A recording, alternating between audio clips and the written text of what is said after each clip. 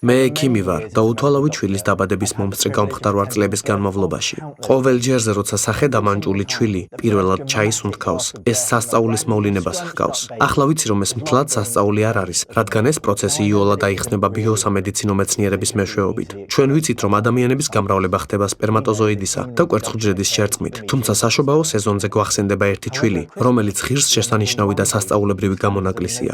სახარებაში ვკითხულობთ, რომ იესო შვა მარიამმა, ქალმა, მაგრამ არა ჩვეულებრივი ადამიანური პროცესის მეშვეობით. იესო ჩაისახა სულიწმიდის, თავად ღვთის მიერ.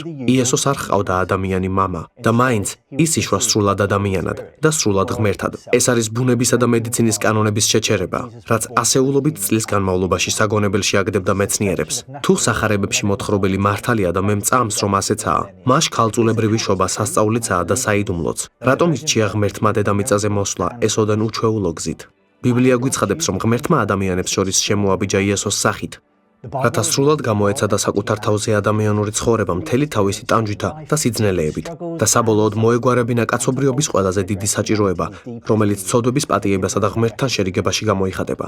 ქალწულებრივი შობა ერთმანეთთან აკავშირებს იესოს პიროვნებასა და მის დანიშნულებას, სრული კაცი, სრული ღმერთი, სრული მხსნელი.